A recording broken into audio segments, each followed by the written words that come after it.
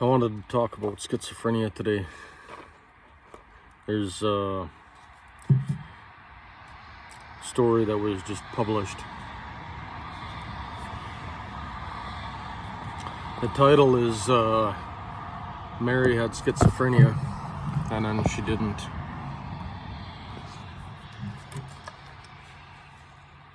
And so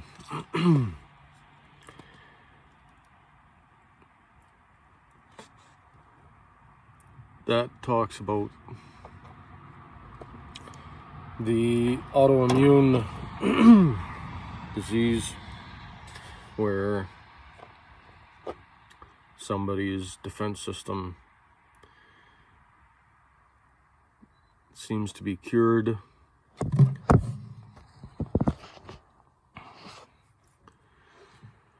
when a lot of people go on the keto diet or the carnivore diet. In regards to that, there's a couple of truths, a couple of strange, weird, conflicting information. So, in regards to schizophrenia, myself, 2020 I was diagnosed with schizophrenia, and then my health got worse, and therapists didn't seem to understand that my health got worse and then better. And there's different things that I think led to my recovery. One of them is the aspect of the autoimmune disease. And so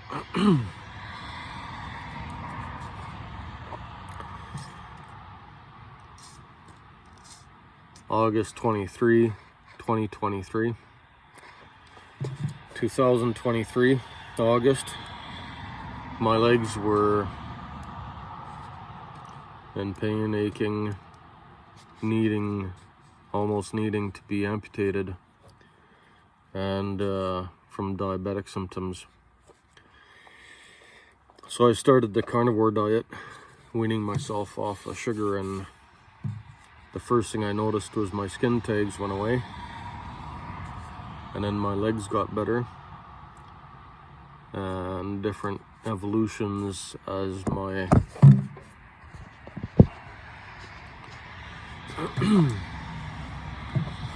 as I progressed through schizophrenia or recovery from on the carnivore diet. And so that's one component. But long before I started the carnivore diet, my health got worse better when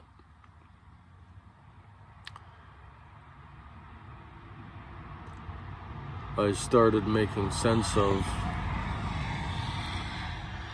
the confusion. When the confusion started to lessen, when I started making sense of things,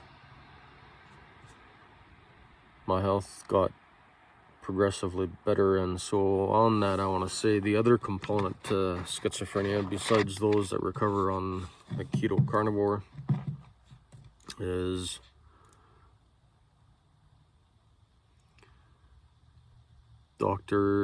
Professor Dr. John Reed. He's gotten lots of different information. He's compiled it, and he says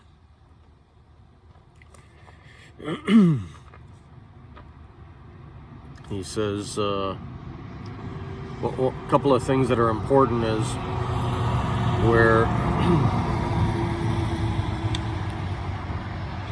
people with 3 different types of traumas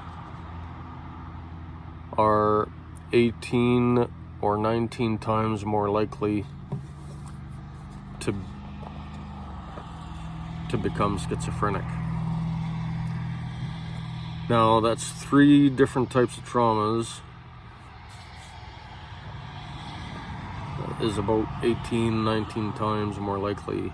And the difference is, the important point is,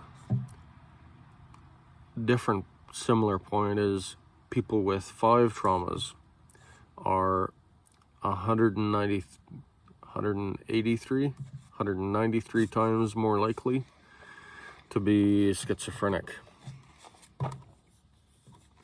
I think I've had my share of traumas, though I'm gonna be harsh and say, as more and more people ignored me, saying that I can do things,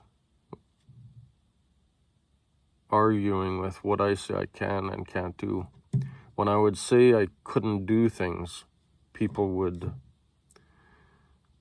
say that I could. And so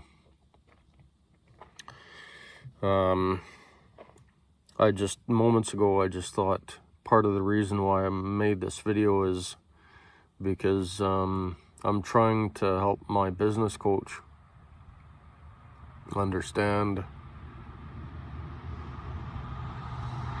how he can help me, and I think it's along the lines of trying to understand what they themselves, you, the audience, relating to the scariest thing you've ever done and how you've had to overcome that thing that scared you, what you had to do to try to work through or around that fear, to force yourself to do something that terrified you. That's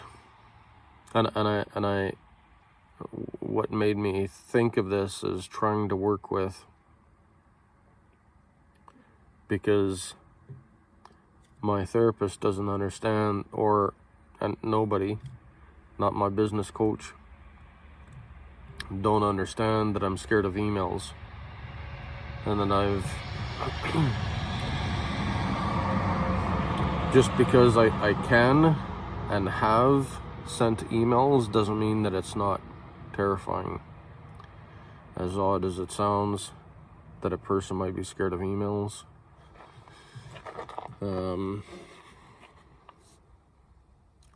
I was harassed by emails, and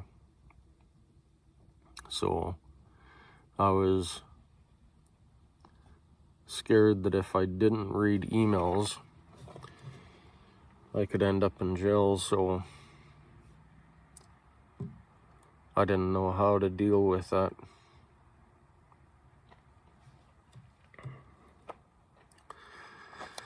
And so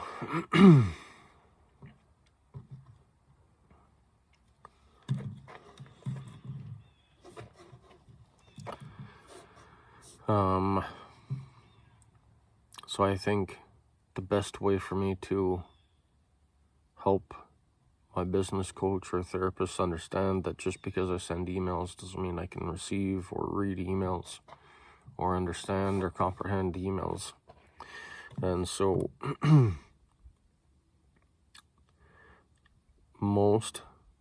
the majority of people still send me emails when I say I can't. And so it's been a 5 to 10 year struggle to get anybody to understand that just because I can send emails doesn't mean I can read them. And I think this morning I realized how I can help others understand is by asking them what they're scared most of and how they've overcome that. And it's similar for each of my fears or concerns or injuries. I'm surprised I didn't think of that before, but I think it's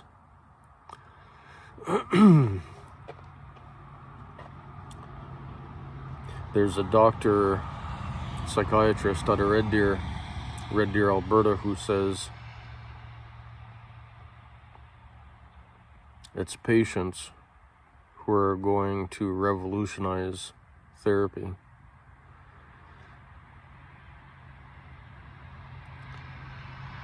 And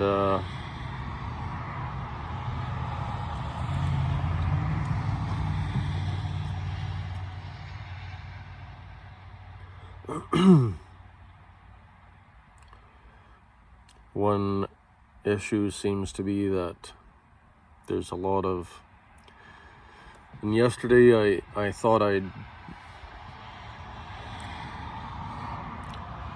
explain the many layers of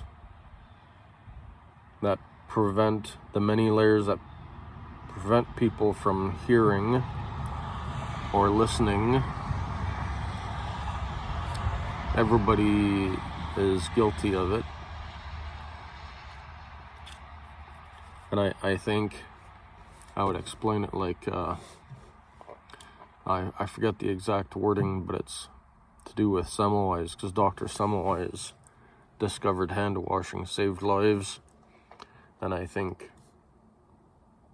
it's the same kind of thing with the mind, cleansing the mind. Maybe the Semmelweis cleanse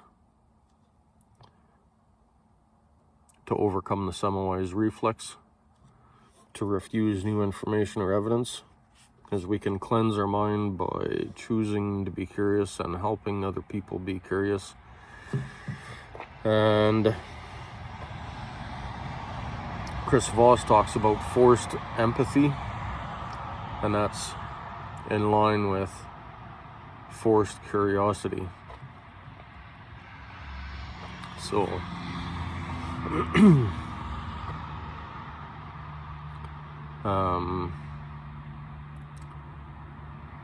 I couldn't get therapists to hear me, and so I studied.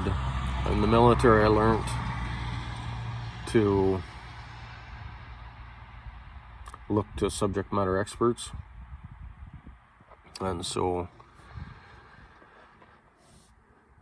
Chris Voss is one of those experts that changes how we talk. I'm failing to practice some of those skills.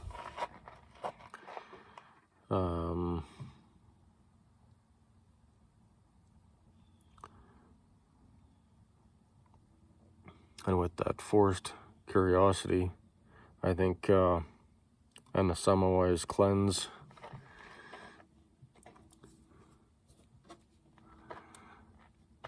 to cleanse the mind of what we tell ourselves, is the antidote is to be curious. And so I still got to figure out a way to get to force curiosity on my business coach and therapists, and to ask them what they've had to do to overcome their biggest fears, and that it's the same with any of my fears or my injuries. I think an injury is reasonable to to see it as a fear to be re-traumatized. And so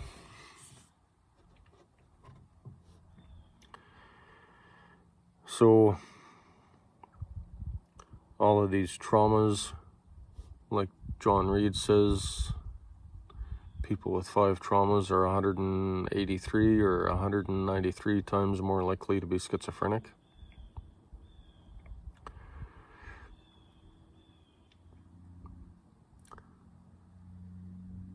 Chris Voss talks about different communication skills.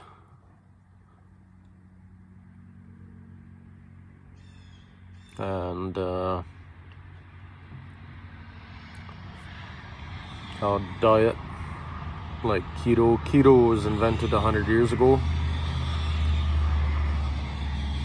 and it's making a comeback. And carnivore people have eaten meat for about 33 million years since the last ice age.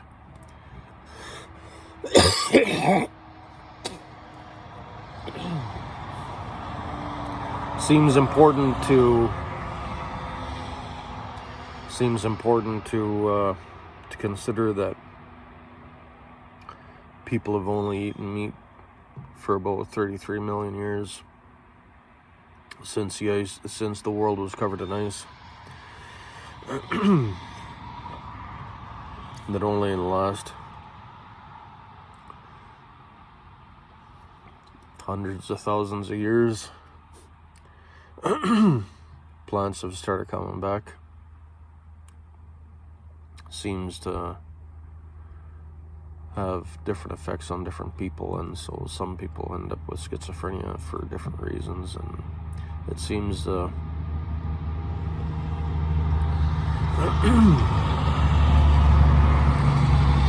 high-fat meat diet, low carb, seems to cure schizophrenia, often does, and so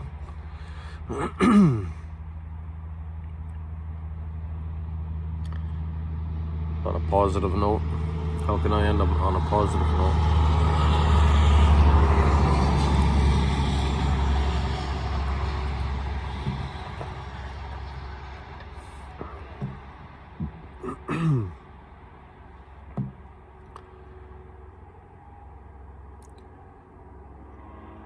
Maybe I'll end with Chris Voss' suggestion on forced empathy.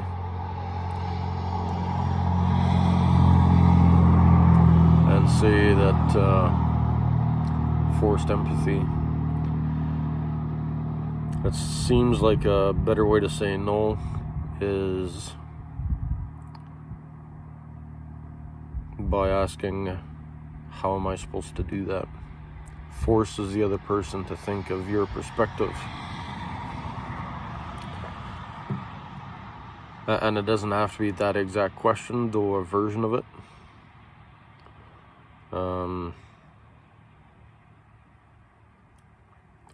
I might have to use that force therapists and my business coach to understand that I can't read emails.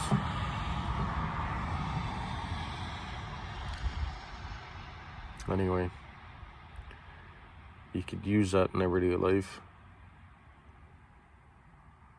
I've used it with the coffee barista when they got the order wrong. So how am I supposed to do that is or a version of that helps. Might sound stupid to use that. Goes against our gut instinct, but it works. Sometimes we don't get the result we want, and it's staying curious to discover why it didn't work. Try a different method. All right. Thanks.